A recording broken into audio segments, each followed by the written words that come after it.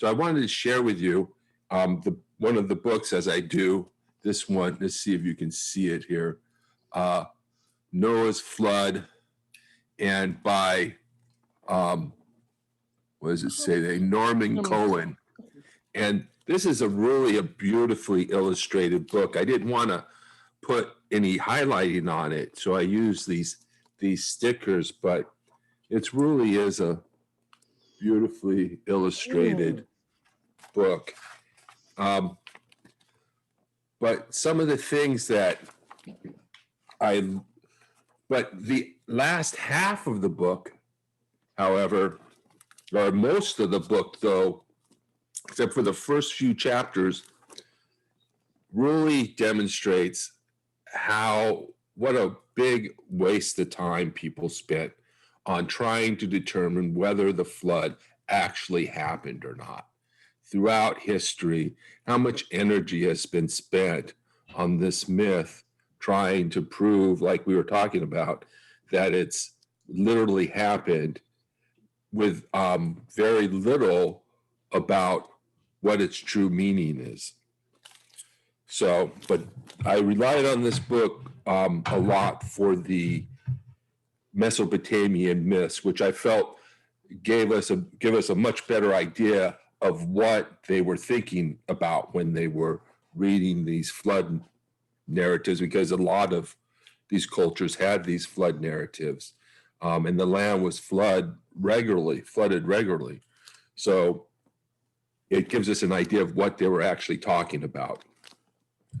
So why don't we start just reading Genesis chapter 9, verses 1 through 17. And then we'll go to the commentary, and then we'll have our discussion. Okay. So chapter 9, Genesis 9. God blessed Noah and his sons and said to them, "Be fruitful and multiply and fill the earth. The fear and dread of you shall rest on every animal of the earth and on every bird of the air, on everything that creeps on the ground, and on all the fish of the sea. Into your hand they are delivered.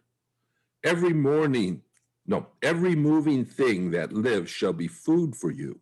And just as I give you the green plants, I give you everything. Only you shall not eat flesh with its life, that is, its blood. For your own lifeblood, I will surely require a reckoning. From every animal, I will require it, and from every human being, each one for the blood of another. I will require a reckoning for human life.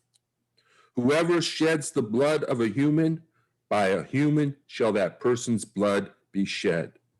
For in his own image, God made mankind. And you, be fruitful and multiply, abound on the earth and multiply in it." Then God said to Noah and to his sons with him, "As for me, I am establishing my covenant with you and your descendants after you, and with every living creature that is with you, the birds, the domestic animals, and every animal of the earth with you, as many as came out of the ark. I establish my covenant with you that never again shall all flesh be cut off by the waters of a flood, and never again shall there be a flood to destroy the earth." God said, "This is the sign of the covenant that I make between me and you and every living creature that is with you for all future generations. I have set my bow in the clouds, and it shall be a sign of the covenant between me and the earth. When I bring clouds over the earth and the bow is seen in the clouds, I will remember my covenant that is between me and you and every living creature of all flesh. And the water shall never again become a flood to destroy all flesh. When the bow is in the clouds, I will see it and remember the everlasting covenant between God and every living creature of all flesh that is on the earth." God said to Noah, "This is the sign of the covenant that I have established between me and all flesh that is on earth." Well, now we'll go to our commentary, which I happen to close. The Noahic Covenant. God establishes government. The myth of a great flood originated in ancient Mesopotamia. A fragment of an ancient Sumerian poem from around 1600 BCE opens with a speech delivered by the supreme god Enlil to an assembly of gods. He tells them of how he established the divine laws, including kingship. He established the 5 Sumerian cities and set rulers over them. The gods then decide to send a flood to wipe out humankind. A pious king learns of the plan. He survives the flood in a large vessel built to divine specifications. For this, he is granted eternal life. Norman Cohn, in his beautifully illustrated book, Noah's Flood, The Genesis Story in Western Thought, writes, this Sumerian version of the flood story seems to have been composed for a political purpose, to strengthen the established order. The king was central to that order. And the story not only insists that kingship was established by the gods, something that every Sumerian knew well enough, but also shows us a king who was so devoted to the gods that they rewarded him with safe conduct during the flood and immortality after it. Closely linked with the king were the priests, and the poem is concerned with their interests too. In the opening speech before the assembly of gods, Enlil announces that after the destruction of my human race, he wishes the survivors to build new cities on holy places and to work for the observance and promotion of the divine laws. In all this, one seems to hear the voice of the court poet.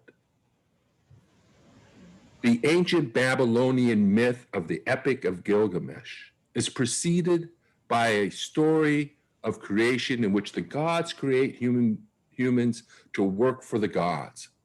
But the chief god, Enlil, becomes annoyed with the noise humans make. So he foolishly decides to destroy them in a flood, leaving the gods without their servants. Again, a wise and devoted king named Atrahasis is warned by the god Enki about the flood and survives in a reed boat with animals, family, and possessions. In the Atrahasis epic, the gods are stupid tyrants and the humans are heroic. In the Greco-Roman version, on the other hand, Jupiter observes the evil deeds of humans, their violence, bloodlust, and contempt for the gods. Enraged, he summons the council and determines to destroy humanity. In the book of Genesis, God observes that the wickedness of humankind was great in the earth. Every inclination of the thoughts of their hearts was only evil continually. The earth was corrupt and filled with violence. God regretted that he had made humankind. It grieved him to his heart. So God planned to kill all the human beings and animals and start over. But God found favor with one man, a righteous man, blameless in his generation. Noah walked with God. Early Christians viewed Noah as an exemplar of righteousness. The author of the letter to the Hebrews describes faith as the assurance of things hoped for, the conviction of things not seen. By faith, Noah heeded God's warning and took action. In so doing, he condemned the world that did not act justly and became an heir to righteousness. The author of 2 Peter calls Noah a herald of righteousness. Testeka, is that how you say it? I'm not sure.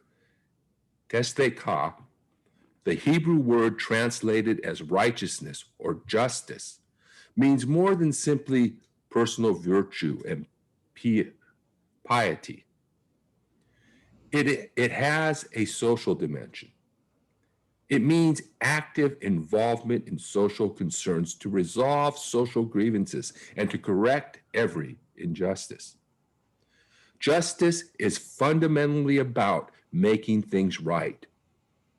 Acting justly towards others, especially toward the marginalized and oppressed, is to be in right relationship with God.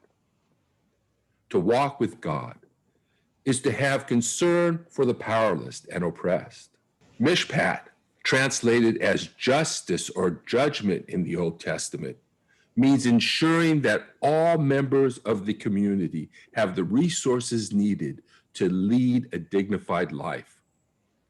Some scholars suggest that the combination of Destekwa and Mishpat have when they appear together, refer to social justice. Righteousness and justice are closely related, and when paired, form a henidietis, hope I say these words. How you say it, Bert? Hendiades. Hendiades. Yeah, and the first word you're trying to get there, they usually, when we say it, when English people say, speaking people say it's tzedakah. Tzedakah. Yeah. Okay, thank you. So a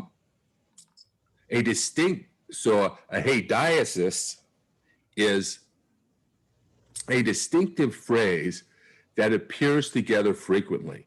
The words sick and tired, for example, have a unique meaning when paired together. Psalm 33, verse 5 reads, "The Lord loves righteousness and justice. The earth is full of his unfailing love." The centrality and richness of justice in the Bible should caution us against making fine distinctions between justice and words like love, mercy, and faithfulness. John Donahue describes the biblical idea of justice as fidelity to the demands of relationship. In the ancient world, to live was to be united by bonds of family or covenant. In the Judeo-Christian tradition, love motivates justice, and justice creates the conditions under which love can flourish. Our great spiritual leaders were motivated by love of God and neighbor. They campaign against injustice and extol a vision of justice for all. The violence of the message of the myth. God did not literally kill every human and animal. The story is meant to highlight the severe and persistent problem of evil and violence in the world, pointing the way to its solution. At the same time, the story also explained to ancient people the origin of rainbows. The rainbow, a mesmerizing phenomenon to ancient people, may have been seen much as it is today, as a message of toleration and multiculturalism. God is partial to the poor and oppressed.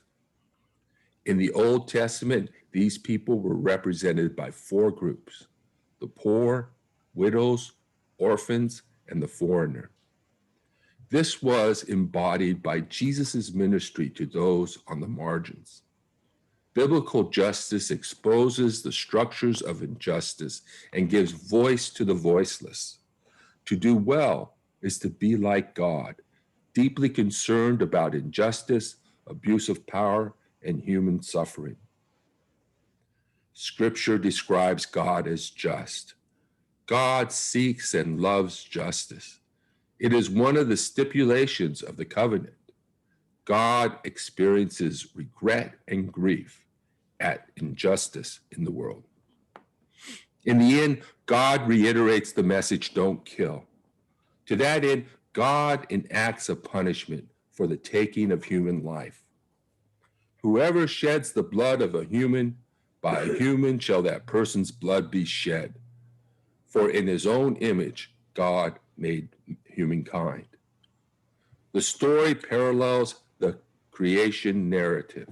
God enjoins humans to multiply and fill the earth, but the proliferation of humanity leads to corruption and violence. Man corrupts, but God renews creation. God creates a new covenant, and in so doing, formally establishes human government under divine auspices.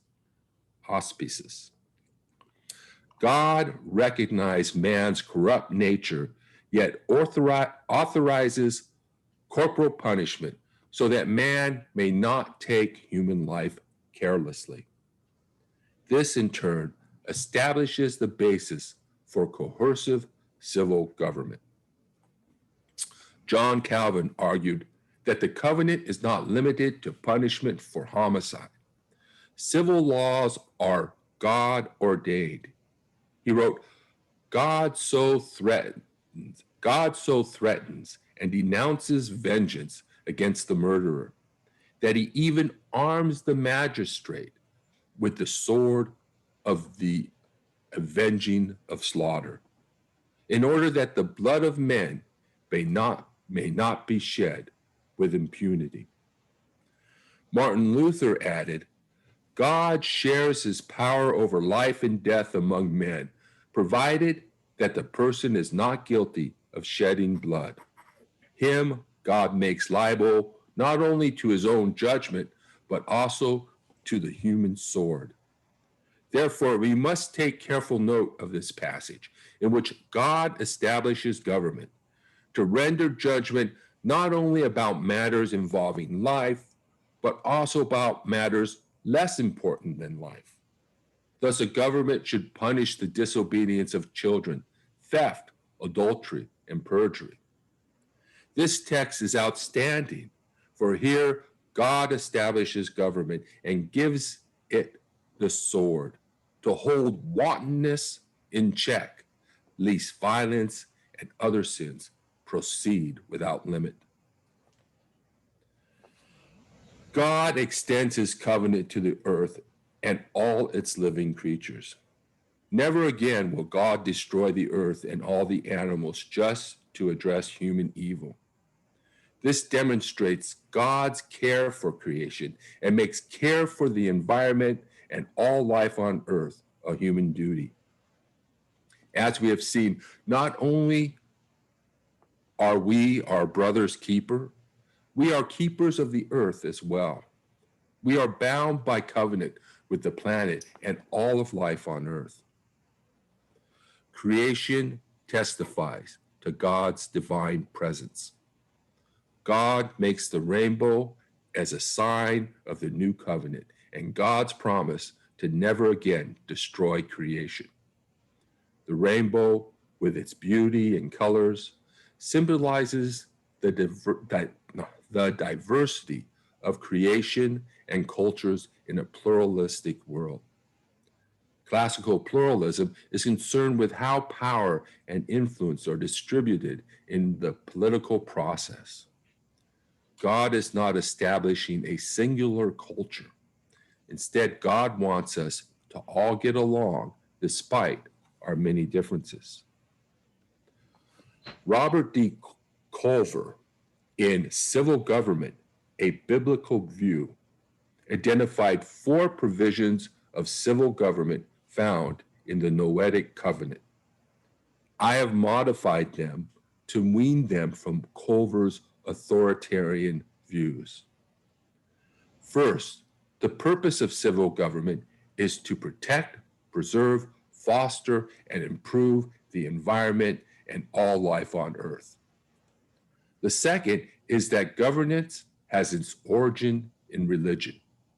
Religion was the first form of politics and, in its truest form, is about governance. Third, human society must be governed ethically with concern for others, including animals and the environment. Finally, humans, created in the divine image, were created to govern themselves. The Genesis narrative is a product of the period when Israel fought for its survival and aspired to prominence among the nations. The J or Yahweh source embodies the beliefs, practices, social values, and communal structures the Yahwist envisioned for a restored nation of Israel. The Yahwist theology and social ethic paves the way for the promise to make from the seed of Abraham a great nation. Okay. So what do you guys think about this idea that Noah is about, or at least the Noahic Covenant is about the establishment of government? What do you guys think generally? Any comments so far? I thought it was kind of neat because a lot of the story is about how to build the ark. And then the story of the ark. And then there might be symbolism with the raven and then the dove. Yeah.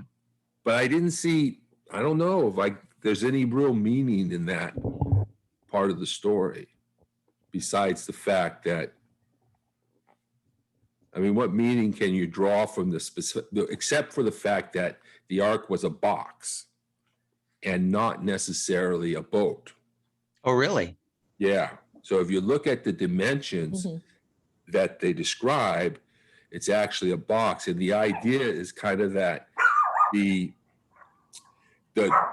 just, this three-tiered universe with the heavens above and below. And then when God separated the waters from separated the waters from something, then this is an image of the reverse of that. The waters sort of coming and the whole cosmos being destroyed or shaken. So did those people that built that one in Kentucky, isn't there that replica in Kentucky that looks like a boat? Yeah, they didn't do it to the specifications. They claim they did. Well, apparently not, according to my research at least. Okay. Yeah. So what do you guys think about the story of Noah's Ark? I think it's interesting. I think that Bert and I probably both as Mennonites and coming from the Anabaptist tradition, I heard your part about it being about establishing government quite interesting, and talking about this covenant. And I know you used the phrase new covenant, and of course it was new because it was a reestablishment of that, be fruitful and multiply, and these are the rules you should live by, the rules that God gave out to Adam in the Garden of Eden. So it's new in the sense of that, but the Anabaptist theology that we come from basically tells us that the followers of Jesus basically don't participate in that coercive government. So they arose out of objecting to exactly what Calvin was saying. Okay, so your excerpt from Calvin would have been like the total opposite of what the Anabaptist theologians who were roughly contemporaries and shortly after Calvin's time, would have had to say about that, and that Jesus intended the church not to participate in that, in coercion and violence. So this is a compromise. This involves some coercion in order to curb violence, which Anabaptists acknowledge, based on Romans. God established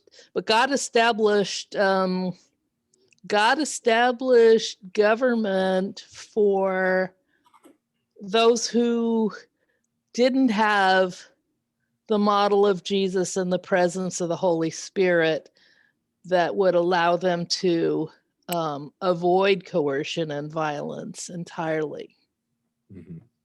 So that reminds me a little bit of earlier podcast we did. We talked about, is it Chrysanthemum? Is that how you say his name? And John Chrysostom? Yeah, John Chrysostom. Yeah, it means golden mouth. Right. His last name. Yeah. And he had this idea that Christians not only ruled themselves, they were not subject to the rule of the Roman Empire. Mm-hmm. And that's when Augustine came out with his whole doctrine of the city of God and the use of force or the government to control even Christians. So it seems like, and with the Anabaptist tradition, there seems to be there's sort of a way of, we're not to be involved in government. So I was kind of confused by that, the difference between, because I was trying to study it, trying to figure out if I fell into one camp or the other, and I found I didn't fall into either totally. Yeah. Well, I'm not a good, I'm not in that sense a good Anabaptist. I'm one of probably the first generation of, there are, as far as I know, 2 Mennonite lawyers who are older than me. Mm. Okay. Really? Yeah. That many, huh? Yeah. How small is the Mennonite church? Oh, well, Are you talking about in North America or? Yeah, North America or the world? It's still a pretty big church. The world, it's about 1 million people, but that's if you take all the Anabaptist denominations together. Mm. I don't know if that includes the Hutterites, but all the people that are part of Mennonite World Conference, that's about 1 million worldwide. In the United States, at one point, Mennonite Church USA was, Susan, do you remember? I know we keep losing people. And not just because people aren't coming to church, but people keep breaking off because of the sexual orientation thing. So, and I think we're under 100,000 now. Wow. It could be. I don't know. Yeah. I come from, my background before I came to PMC was not in the Mennonite Church USA, but in the Mennonite Brethren, which right. I broke away from because of their sexism. So there are a lot of Anabaptist denominations, even in the U.S. alone. There are some denominations in the U.S. that have 2 congregations. But there may be 1 or 2 that will only have 1, and they decided they're their own denomination. But if you take them all together, like all the ones that are part of Mennonite World Conference that are in the U.S., you might have 200,000. If you take them all together. But our church in Pasadena that Susan and I are part of, we're part of Mennonite Church USA, which is the largest one. But I think we have less than 100,000 just in ours. But there are a lot in Canada too. And usually when they're counted, like for Mennonite World conference and so forth, a lot of times they'll count US and Canada because until recently, some of the 2 or 3 of the major denominations were international, US and Canada combined. Yeah. And so it seems to me like would be US and Canada, maybe 300,000, something like that. There's a lot in Canada compared to the population. Yeah. Bert, do you know anything about this Anabaptist view about government and what the church's role should be in government? So my reading of it, and it tends to depend on who you ask, what their church is told in the Anabaptist tradition is, or even which Anabaptist historian you're talking to. But my reading of Anabaptist history, now I didn't grow up Mennonite. I get this because I was ordained in the Mennonite church, and so I did, had some reading on the history and how it worked.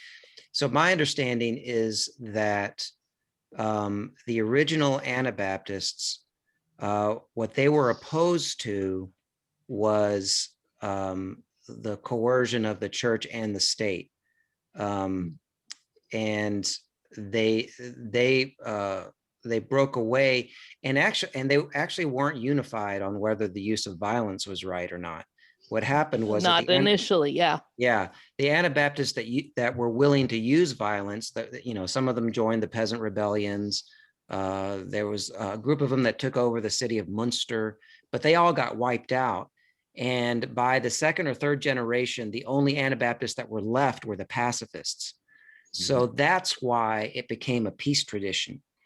And the separatism was due to not wanting to use violence and also being persecuted. They were heavily persecuted in Egypt, in Europe. They were heavily persecuted in Europe. And so they had to break away, and every generation or so they would flee wherever they were and go somewhere else because they were being persecuted. So they developed a sort of an insular kind of separatist tradition. The original Anabaptists, though, I think were not so separatists. I think the original movement was just against the coercion and oppression of the state. And at a time when both Protestants and Catholics, used the church and state was fused. With the Protestant Reformation, the Protestants just set up their own state churches. I mean, it wasn't so the Anabaptist movement was like 10 years on the heels of the Reformation. It's called the Radical Reformation. So it was a little bit. I think if you look at a lot of anarchist thought, it's sort of Christian anarchism. It's sort of the idea that we reject the state, we reject coercion, and we want to live in communities where we have things in common and we have a common life. It's very communitarian, but anti-state, and anti-coercion. So it's very much like anarchist ideology today. I think, and there's often been comparisons. A lot of Mennonites have understood themselves as anarchist. Wow. Yeah, and yet they use there's also a stream that uses the term non-resistance. So it's not that they're anarchists in the sense of wanting the abolition of all government. They understand that for those that don't have the rule of Christ, that the that government may be necessary to curb evil, but that Christians don't participate in that because we have a higher calling, and we should, without unjust laws like merging church and state and persecuting people as heretics and stuff like that. If it was just to curb violence, then government would be justified, even though Christians would be called to to model a different way of life outside of that. Yeah.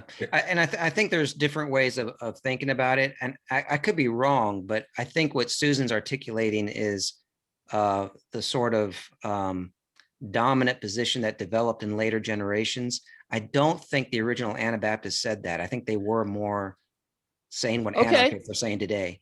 And there are people like Jacques Ellul and others who have basically, reclaimed that kind of anarchist position. But I think what Susan's articulating is the more dominant position that became the position of a lot of Anabaptists, especially Mennonites. Yeah, I think Menno Simons kind of leaned that direction. But you think he did? Okay. Yeah, I think. Right. And Menno Simons was not one of the original Anabaptists. He is the one from which Mennonites take their name, but he was like a second generation Anabaptist. Right. Anyway, that's more than you want to know about Mennonite and Anabaptist history. Well, it's good. It's good to clear that up because it is confusing. Nowadays, we are against the death penalty. At least most progressives are. So it just seems kind of, well, really, was that really a good idea in the first place? But we can see in the ancient world, they probably used the death penalty too much. Well, in the ancient world, especially the ancient world really didn't have the capacity of protecting society from an incorrigibly violent person other than capital punishment, where we today have at least in the modern West, we have the capability of creating prisons and mental hospitals and places like that could safely protect people from incorrigibly or incurably violent people. I don't think in the ancient world there were many civilizations that had that capability, and certainly rural and nomadic people in the ancient world didn't have that capability. So that's kind of my take on that. It reminds me of a program I saw on like Neanderthal man or something really old. And it showed this one guy, young Neanderthal man, who causing some problems, not listening to the leader, causing them to lose prey because he didn't follow those instructions, just killed him, and death or exile were the were pretty common punishments, and they really, most cultures until the modern industrial age really didn't have that or close to the industrial age didn't have that capacity. So it's hard for me to imagine that anyone at the time that any of these myths and legends and epics were written even being able to conceive of that, although exile is a known commodity to them, and Cain was exiled, for example. Now, but there were prisons. There were prisons at the time for debtors and so forth. Ancient Israelite law didn't have prisons. That was a Greco-Roman thing. Oh, okay. So, I wonder what Dicksie and Debbie haven't weighed in yet. Yeah. Sorry. Okay, I gotta simple question, which everybody probably knows, but the Sumerian flood story, when was that? Well, the first one I think was 1600. They call it BCE, but it's basically BC if Okay. you're using the old terminology. Okay. So that's pretty old. Yeah, And more than 1,000 years before Genesis. yeah. So and they have multiple stories out there. So I don't know if Debbie is just here to listen in or if she wants to participate. Would welcome your participation. Thank you. I think I'd rather listen. Okay. All right. Thank you, Debbie. Okay. Hey, I had some notes I jotted down beforehand, Okay. and a lot of them you went over, Rich. A lot of it you covered. That's some of my research. So it kind of reinforces yours. But I think the ancient flood stories, I think especially the Sumerian one, has a lot of the details are very much the same as the Genesis one.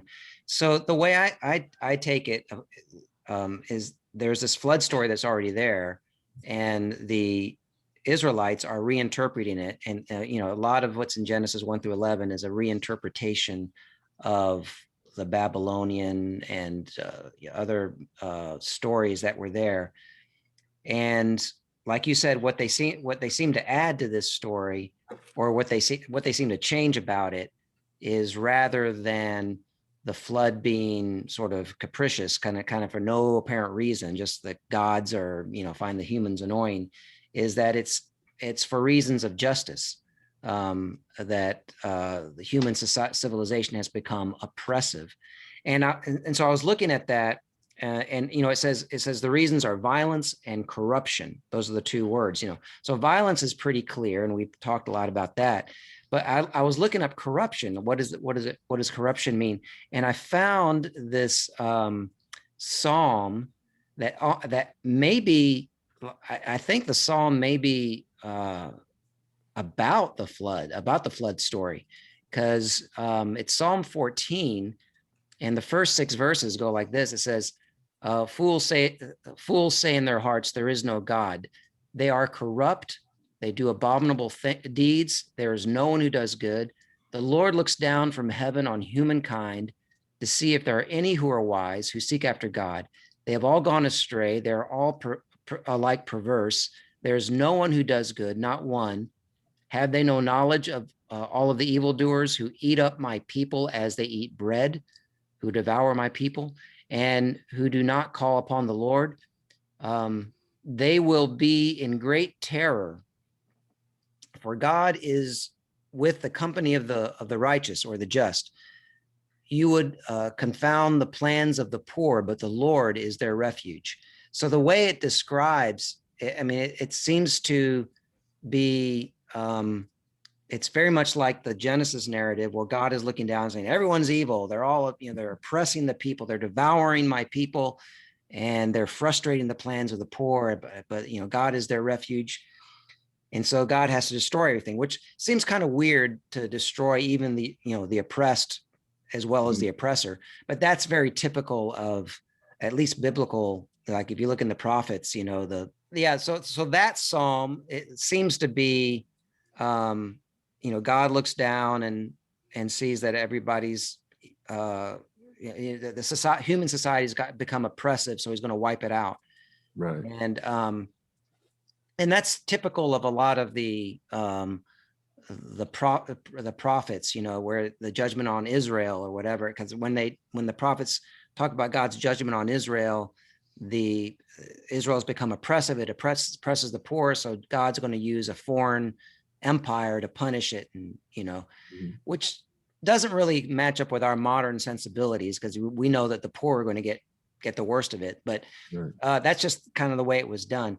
But also, I think you mentioned that you talked about this, Rich, is that the flood story is sort of a second creation and emphasizes that people are made in the image of God, not as a slave force for the poor, for the ruling class.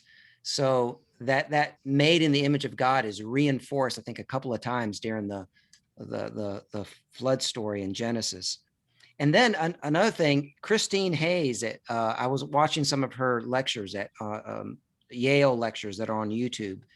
And she made the point that in the Garden of Eden and before the flood story, humans are vegetarians. And here in chapter 9 that you read, they are finally allowed to eat meat. Yeah. But they have to, let me see if I can get this. I was going to read it. Anyway, it says that they're allowed to eat meat, but they can't eat the meat with the blood in it. Yeah. Right. So they have to, and so in these verses, the sanctity of human life and the sanctity of animal life are both held up. Like you can eat meat, but you've got to respect the sanctity of that it's human life, and you can't eat the blood. And Christine Hayes says that somehow she got out of that. You have to pour the blood on the ground like an oblation, or Mhm. But this seems to be where animals, part of where animal sacrifice comes from, is the idea that we can eat animals, but it must be a sacred act. We have to, so we think of animal sacrifices as barbaric ancient practice, but in comparison to modern factory farms, where Right. we just slaughter animals and we don't even think about it, we don't even have to see it. It was actually a much more humane practice.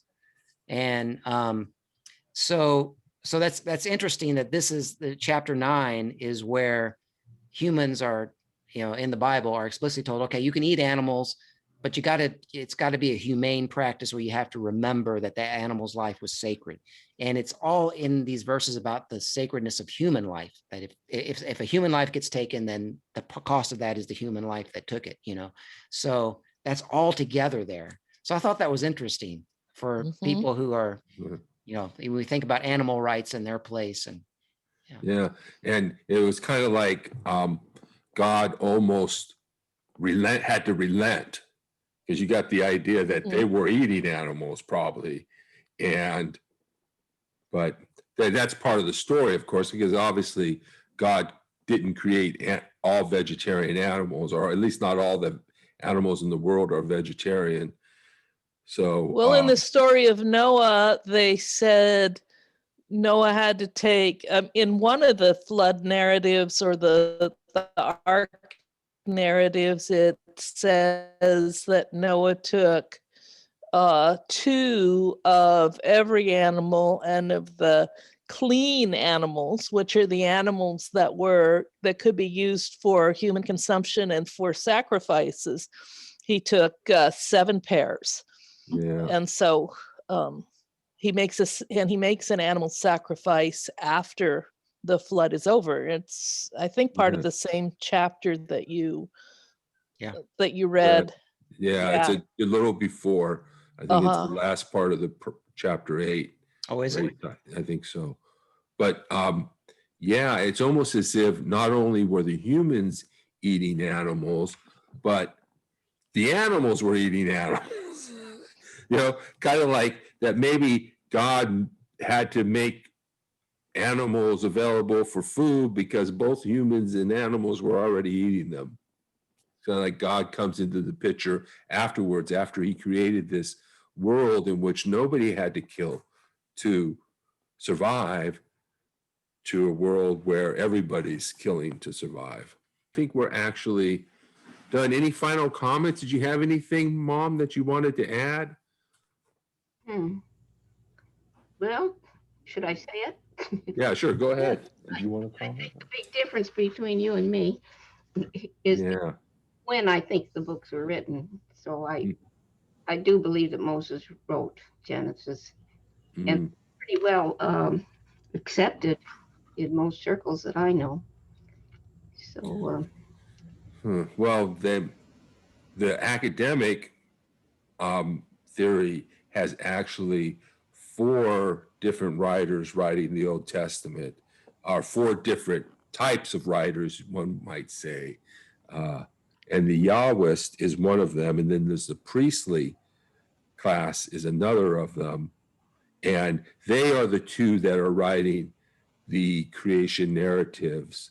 And then, so you get the and then the Yahwist writes much of the story of Cain and Abel and Adam and Eve. And the Noah is sort of more of a mix, I guess, but priestly. And then the Tower of Babel is kind of a mix of both the priestly. Now, there are 2 other groups. Do you remember who they are, Bert? The document. the The Elohist and the Deuteronomist. The Elohist and the Deuteronomist. yeah, I learned about that a long time ago in Bible college, Yeah. but I didn't accept it. You didn't accept it. Okay. All right. All right. Thank you, everybody. Okay. Okay. So I was telling everybody that I'm working on the Tower of Babel and the Table of Nations. These first chapters I had already written, but these ones I'm still working on. So hopefully I'll get a meeting early next month, but if not, it's because I'm still working on it. Okay. Is there a place where we can see what you've written? Where you posted what you've written? No, not yet. I'm a little leery of doing that because I want to get it published. So I don't know how publishers will take it if I publish it. Okay. Everything going good for you, Bert? Yeah, going really well. Good. Yeah. Thank you for coming. We really appreciate you, Susan.